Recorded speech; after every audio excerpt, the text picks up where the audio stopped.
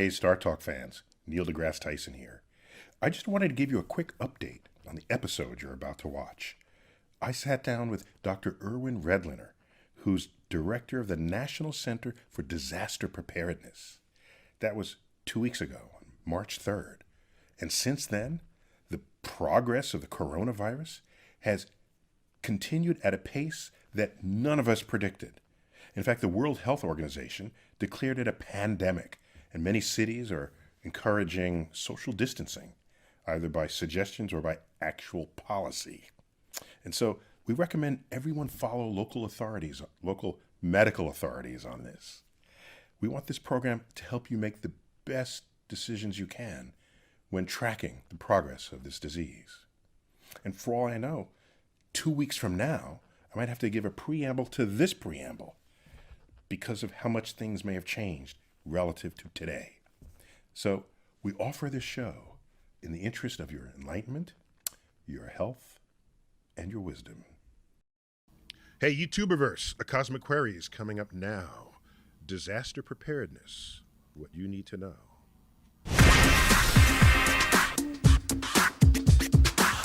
This is Startalk, a Cosmic Queries special edition focusing on disaster preparedness.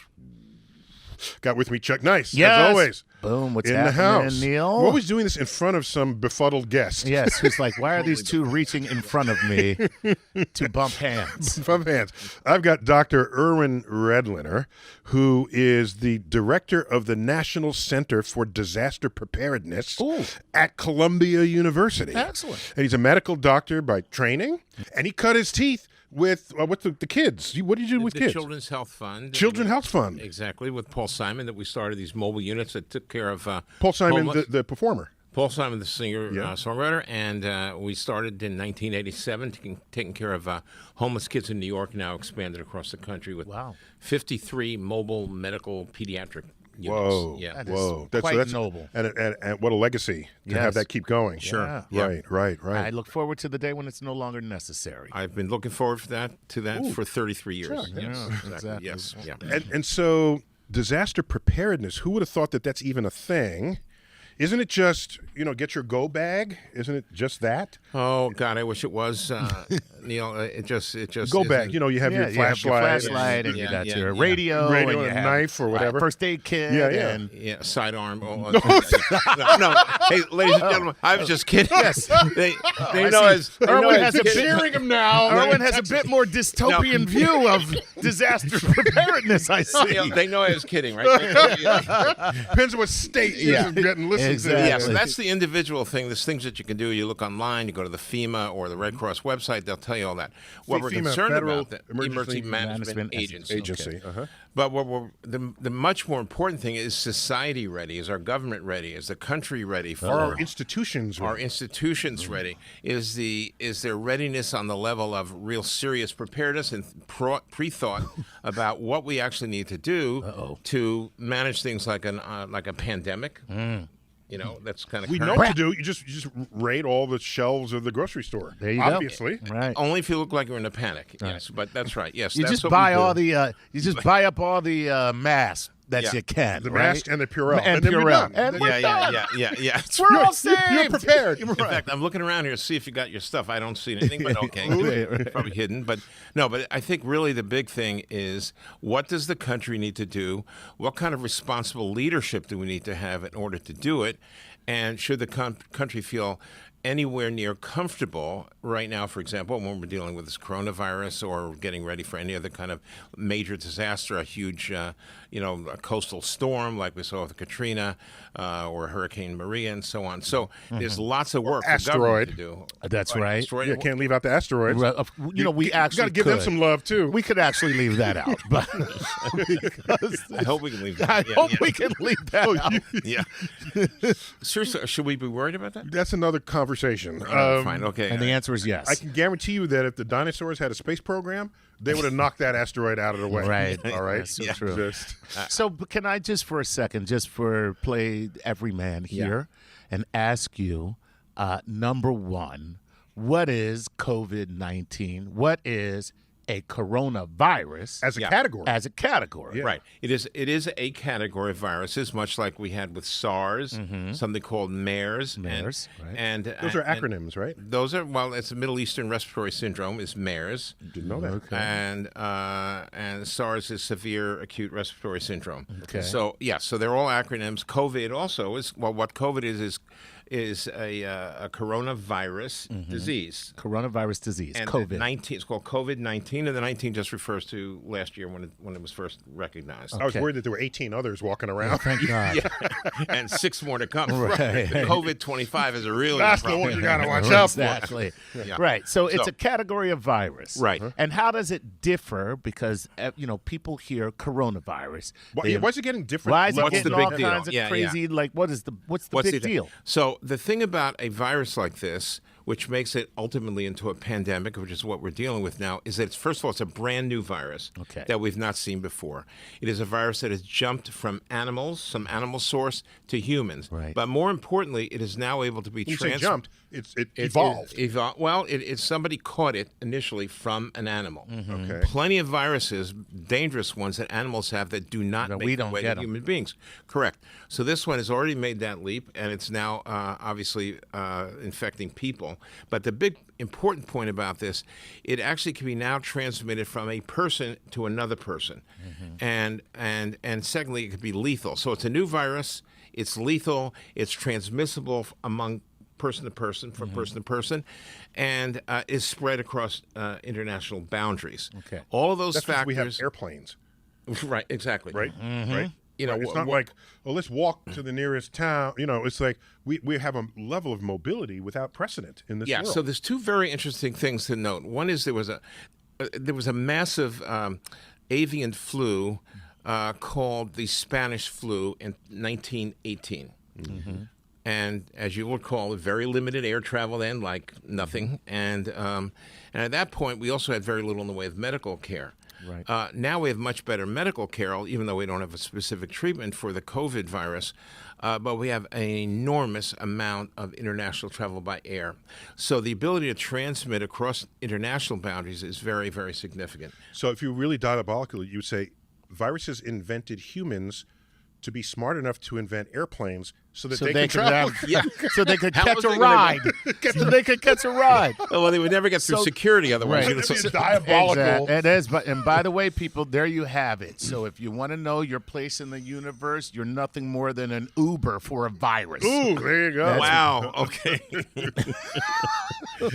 So So in 1918, of course, that was the end of the First World War, and there's huge troop movement Exactly. returning home. Exactly. Ships. So that Yes. would be the Right, the means- vector, the means, vector, yeah. Right, so they brought a lot of the virus. In fact, they went home to wherever they're going, including the rest of Europe and back to the U.S., and that was probably a major factor here. We lost about almost 700,000 Americans to the Spanish flu, but between 50 and 100. 700,000. Yeah.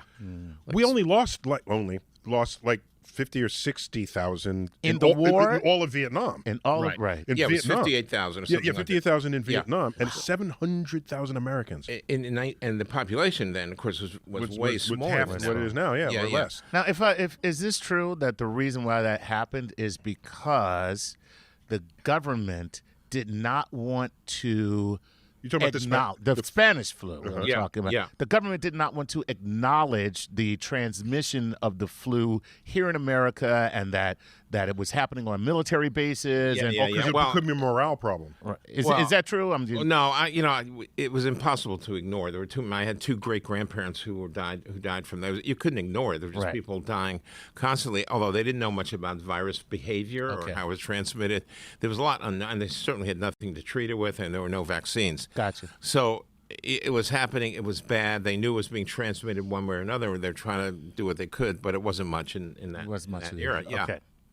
Right. So now with COVID-19, it can travel. So, all right.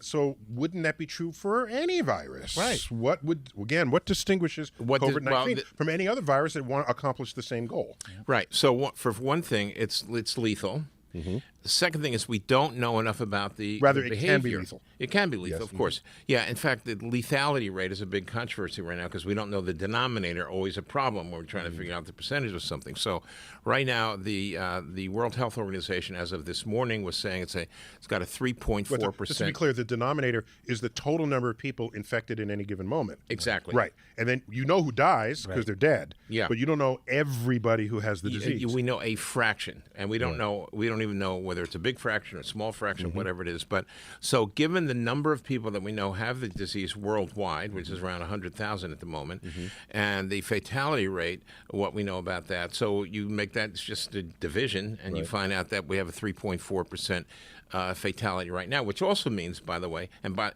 it's probably way less than 1%. But even if it was 3%, that means that 97% of people who get this virus will survive it. So this is not a, it's not a death sentence if you get this. It's not the zombie virus. It's not the zombie virus. No. Cool. No. Notice he didn't say there is no zombie virus. When I say that, you're supposed to say, no. You're supposed to deny. I thought you knew there was a zombie virus. I'm sorry. Of all people, you would know that, but apparently not. All right, we're going to pick up more on this when we come back to a special edition of Startalk Cosmic Queries, Disaster Preparedness Viruses.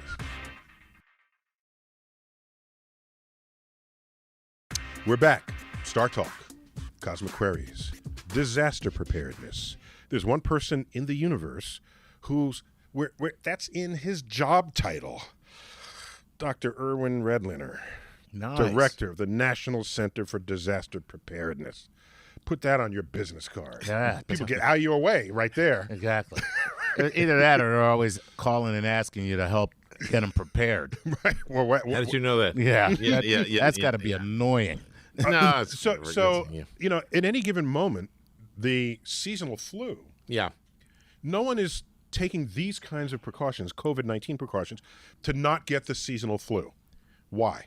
Well, 45% only of people actually get the flu shot every year, which is kind of crazy since we have between 35,000 and 50,000 deaths every single year from the seasonal flu. That's 100 a day. I will never understand it. Okay, Never. that's 100 a day. Okay. All right. Yeah. So why isn't all of this outcry that we are now getting with COVID-19 applied to the seasonal flu? Washing the hands and all those normal things would also protect you. It would certainly From protect seasonal you. flu. I can't explain it. Something about the fact that this is a new thing. Right. It came from China, which is scaring people. It's like some other mysterious thing that came, like the H1N1 and other kind of, and SARS, in fact. H1N1 was Swine. 1918? 2019. Oh, 2009. 2009. 2009. That was H1N1. swine flu, right? Swine flu. Yes. Yeah, exactly. So this is actually a mystery why people are so worked up about this, and I think it has to do with the fact that it is new. It's getting a lot of attention. We don't know quite what to do about it. Have we been able to track a virus with this level of daily updates before today? Before this level of internet and social media access? Well, it's not really. There's a lot to, and by the way, there's a lot that we don't know about this. Hourly updates. It's crazy. And part of it is that we just don't know a lot of key information. What's the incubation period of COVID-19? Yeah. So we're telling people it's 2 to 14 days. It's probably 3 to 4 weeks, actually, for some people. Wow. So you could be carrying this for a long carry time. it and transmit it while you're carrying it? Yes. Even though you don't have symptoms? Exactly. Oh, my God. Now, So asymptomatic transmission for It's 3 to 4 possible. weeks? It's possible. Okay, It's I'm possible. sorry. You know what? I'm going to calm down. Yeah, Panic has begun. No, it's I just wrote him a prescription. He'll be okay. Yeah, no. Wait, I can settle this. Don't panic. Right. There you go. There you go. Neil, he always thank does you. the right Yeah, thing to are you say. better Oh, now? I'm so much better now. Yeah, so Well, under what conditions does anyone ever tell you don't panic? Right. yeah, like It's all when, day long. It's yeah. when you have to It's- panic. exactly. Yeah. That's a good point. Yeah, Certainly, Yeah, yeah. you're right. No Calm one ever down. walks Yeah, into a room calm and says, down. "Ladies and gentlemen, the building is not on fire. Don't panic." Yeah, Right. yeah. It's like calm down. Right. Yeah. Yeah. So no, this is really a problem. Now, I just want to clarify something. You obviously spread more virus when you're coughing and sneezing. Correct. But still, when you're asymptomatic, you're still able to transmit it, and that's something that people should be aware of.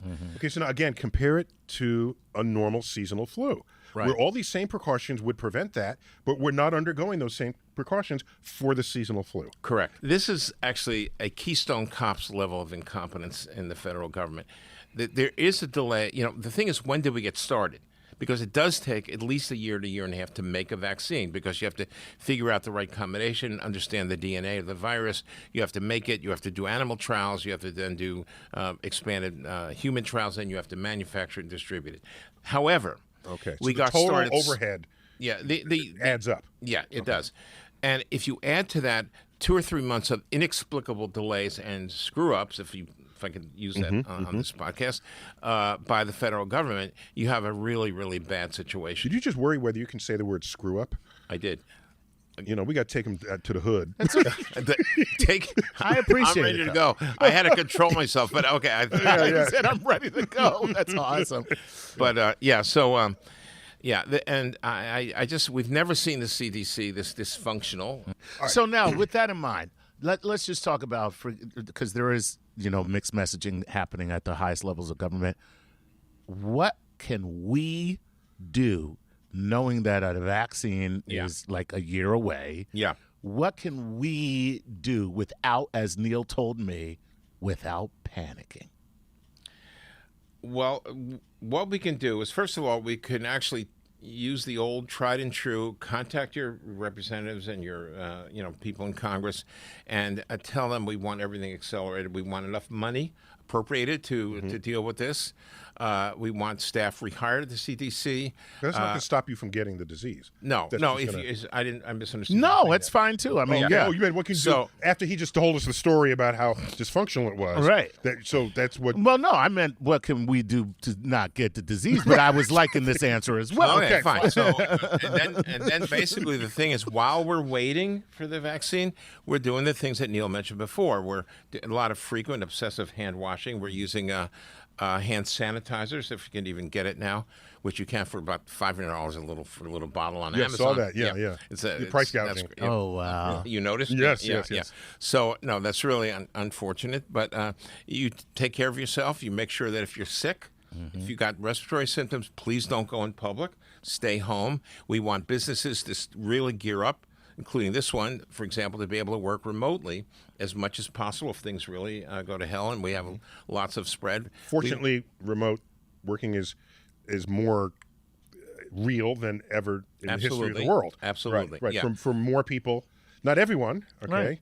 You can't flip hamburgers remotely, but for a lot of other jobs you can. You can, exactly right. And so people should be right now assessing their abilities to do that and making sure their staff know what to do and that they've got all the equipment they need to do this kind of remote working and teleconferencing and so on. And you do this until when? Until I don't know when, actually, I'm sorry to say, because we don't know how long this is going to last. You're the director of the National Center for Disaster Preparedness. And I say, what? How long do we do this? I don't know.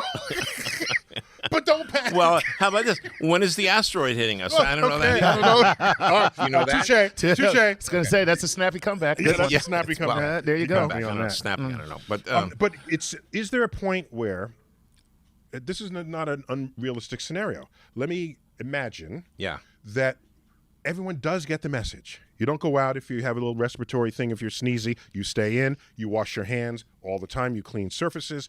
Is it possible that the COVID will just lightly wash over the country and then exit, and then we come out with a minimal damage? Is that possible? It's not out of the question. And given the fact, this is the whole problem with these quote-unquote novel or new viruses, that we so much we don't know about their behavior, what might happen. You could postulate almost any trajectory. Scenario. Yeah. And, it's possible that it'll fade away. I don't know why it would particularly. Could it just become endemic? It could become endemic. Slowly, just always passing around? Right. And it could become seasonal, like a regular seasonal flu, in which case we'd incorporate the new vaccine for this into the regular flu vaccines you get every day. So then it becomes not really an issue. And the second thing is that we might actually develop an antiviral medication that's specific for this, and that would be good too. But right now we don't really have those things, so we're trying to really do all the containment we possibly can. Would you say that the public has been overreacting based on everything you've seen? Well, it's hard Empty to shelves in the grocery store. Yeah. Well, that's, this panic buying stuff is not a good idea. And plus, the general hope is that people will get ready for disasters anyway. They'll have a certain amount of food and water at all times in case some other kind of thing happens. And of course, that hasn't really happened. No, there's been no penetration of that message particularly either. But maybe this will kind of stimulate people to do that. But we don't want to go crazy. But I'll tell you, there's a couple of key things that people need to be reminded about when they're stocking up in case they have to be self-quarantined. One is, if you have a pet, what's going to happen? You're going to be able to walk the dog. You have cat litter. You have all the stuff you need for the pet. Secondly, your baby. Baby, if you have a very young baby who's being breastfed, that's fine. An older child who's on either formula or needs other food or baby food, make sure you have that. Make sure you have diapers and all that stuff. And Supplies, normal supplies. But the third thing, which is maybe most important, is that if you have a chronic illness and you're dependent on daily meds for life, like you have diabetes or serious heart disease, make sure that you have enough stock of those medications to see you through whatever period of quarantine that we're getting ready for. That's the thing where the supply chain, by the way, can be most problematic, because if we can't get the stuff and you can't go to the drugstore. The transportation grid. Right. Everything is problematic about it. I'd rather have you have it in your medicine chest on a shelf someplace so that you have it available. The problem is, the insurance companies allow you to get this ahead of time. Right. And what about all the uninsured people in general? By the way, even getting a test is a problem. That's a whole other. 12 million undocumented people who are really fearful, legitimately so, of even going to a doctor or a hospital because they might get deported that afternoon. So we have all sorts of social, economic problems that really keep us from being optimally prepared. That said, the majority of people need to do the kind of things we're just talking about. Why don't we do what we did when I was a kid, where when we were kids, we're about the same age, where, someone has the mumps, everyone brings the kids in to get the mumps, and then we're all immunized by our own. Or chickenpox. Or the chickenpox. So maybe not the mumps. COVID party at my house. Yeah. So no, I'm asking. So there's some people who had only mild symptoms, and presumably when those symptoms go away, they have an immunity. Well, that was the presumption. But here's the problem: as this virus mutates, you may have been, resistant to getting it again today, but if it mutates enough so it doesn't really evoke the same immune response in your body. So your antibodies were ready for what it used to look like. Yeah, if it yesterday, not what it looks like tomorrow. So it does like a Tom Cruise Mission Impossible reveal. It was me, the coronavirus, all along. Ha ha! I fooled you, immune system. Right. Well, okay. So so the worst case is it's endemic.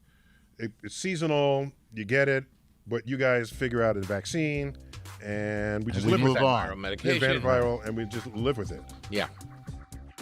Well, when we come back, we're finally going to get to questions that we've solicited from our fan base on disaster preparedness and the COVID-19 virus. When Startalk returns. We're back. Startalk. Cosmic Queries. Which side of it says that? There we go. Cosmic Queries. Startalk.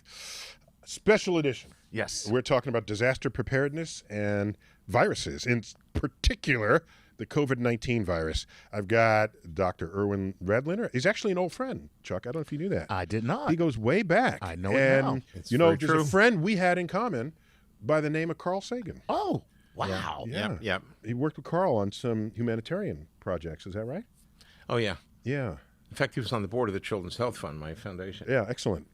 So it's good to hear that. And he's just a good guy the whole time. What do we have to show for that? So, Chuck, let's get some questions out here from Patreon members. Let's start with them. Go for it. This is Morgan Gillum from Patreon, of course. Do we really need to be so worried about this virus that's killing less people than the common flu? It seems it's just hype by the media. So two things kind of baked into that question. How much of this is clickbait? Yeah. Because if I saw a news story that said outbreak in a new place, I'm clicking on it. Right. So how much of it is just not, I don't want to call it dishonest reporting, but just sensationalist reporting? Yeah, sort of over the top Over the top. reporting. Over the And, top, it's really it's gotten so muddled now in terms of this that it's hard to know. I would say that we need to be cautious. We need to make sure that the systems are being developed to allow us to prevent and treat this thing.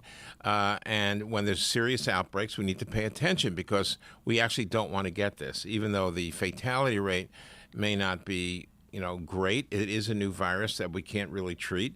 And so you want to do what is appropriate without panicking, as we were talking about before. So you want to stock up in case somebody says you got to be quarantined. And by the way, that's no joke. If you're told to quarantine, there's actually police authority to enforce that. So you want to be able to do that comfortably. But we're going to take this. It's sort of every one day at a time here. But the fact is that paying attention to this is not inappropriate.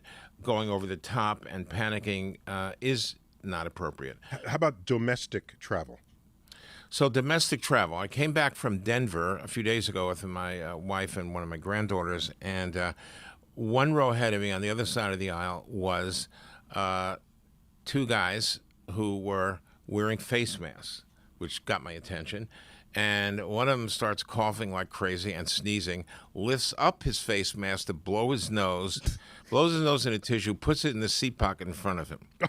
By the way, I get up and I go to the purser. Did you eject him from the emergency exit? I said, "Excuse me, sir, but these guys, and he said, listen, there's nothing we can do about it. I said, are they screened? The guys are walking on the airplane with face masks. Do we check their temperature? Do we get were they just coming back from Wuhan and now going from, for some reason, from Denver to New York with us? So we can't ask them. We don't know anything, blah, blah, blah. Okay. All right. Next question. Go. Okay, here we go. This is David Hemsath, and he says, I don't expect the following to be read on the upcoming show. It's too long, and there's no question in it. And I just wanted to say, David, you're right. So our next question. That's cold. That was harsh. Oh, man. Wow. Damn. And you read the guy's name. I did the name. Hey. Just called him out. Okay. What can we say? This is Matt Harefield who says, according to Dr. Redliner, what is the most important aspect of disaster preparedness when it comes to virus outbreaks? And what is the U.S. currently the best or worst at effecting? Ooh. Well, good questions. And so first of all, let's just start with this. In general, it is always a good idea to be attentive to appropriate sanitary habits, hand washing frequently, cleaning off surfaces on places like airplane trays and things like that. Okay. Now, are there some surfaces where it lasts longer than others? Yes. If it's a very porous surface, less so than on a hard surface, but that's variable. But whatever it is, you get on an airplane, I would use some sort of Clorox infused wipe, and I clean off the trays, I clean off the TV screen, I clean off the armrest. Because these are typically touchscreen. Right. Yeah. So you don't want to try not to put your hand in the pocket and seat pocket in With a front snot of you. rag. You might find a very unfortunate surprise, but yeah, I wouldn't put your hand in there. And but a quick thing, we're of a generation where the gentleman always had a cloth handkerchief in their pocket and would offer it to other people Ew. to blow their nose. So nasty. Isn't that Yeah. completely nasty? Yeah, I would try not to do that. Are you? Was this Thank a you. personal question? No, you or look at old movies. Oh, they yeah. would hand the kerchief. Yeah, You no, know? I wouldn't do that. Yeah, but so the second part of the tell me, Chuck, again. What He said, what are we best at doing in terms of this country? So what should we do? And In China, they have drive-through. South Korea? South Korea. They have drive-through testing. Yes. And how about us? wow. So let's start with what we're not very good at, it seems, and I'm surprised by this myself, which is we're not very good apparently at developing the technologies to start paying attention early enough. We completely missed the boat on this. I'm surprised because this in some ways transcends whoever's in political power at the White House. This is something that through all administrations we depended upon really world-class experts in the CDC and NIH and so on. Certain things it's not should at all happening. times transcend politics. Probably most things should. Would that be fair to say? Yeah. I think that, I was just trying to, yeah, I know you are. Yeah, comment, but all right, fine, yeah. go. But anyway, so here we are at a time now where we're hoping for way, especially professionals in my field, public health in general, we expected much, much more from the NIH and the CDC and those parts of the permanent Is that infrastructure. incompetence or is that low budget? Or both? I don't think it's incompetence, certainly not at the high levels, but we may have kind of strangled the ability for the organizations to function as they usually do by dropping staff or whatever. But So what do we do best then? Give me some hope here. I was Otherwise, struggling this for is that. the last time I'm inviting you on the show. Okay. All right, fine.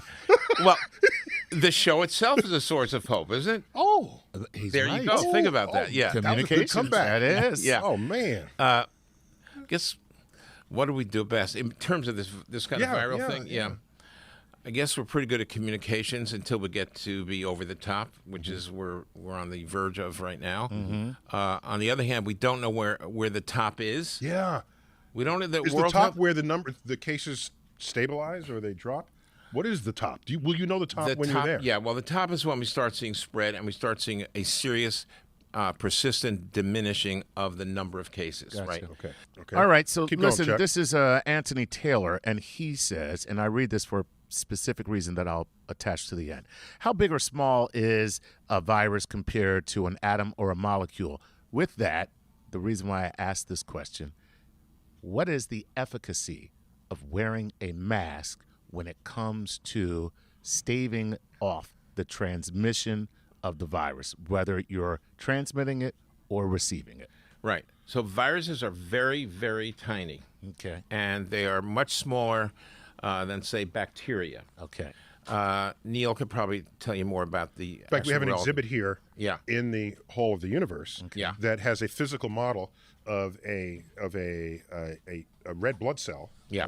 And then on the next scale, you see the size of a virus, which is like it's minuscule. You can barely see it. compared to a Barely red see- blood cell. Correct.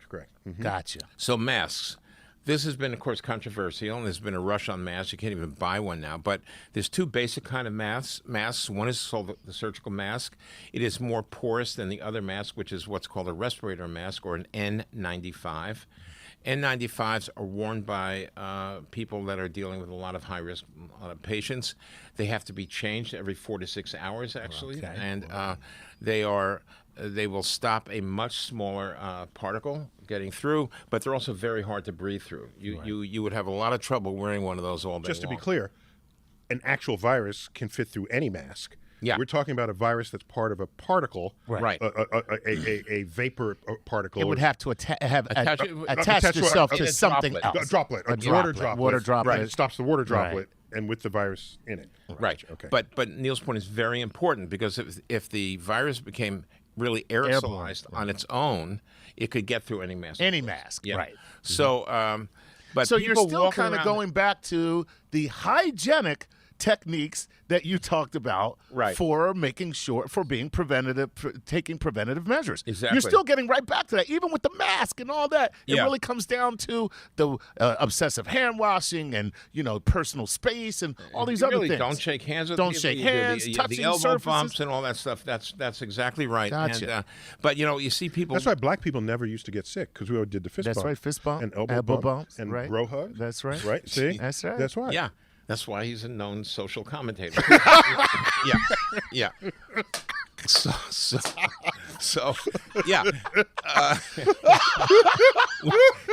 We should probably go deeper here, but I want to say something about. Go ahead, the mask. please. Go ahead. It is useless to walk around the street in a mask unless you have yourself respiratory symptoms.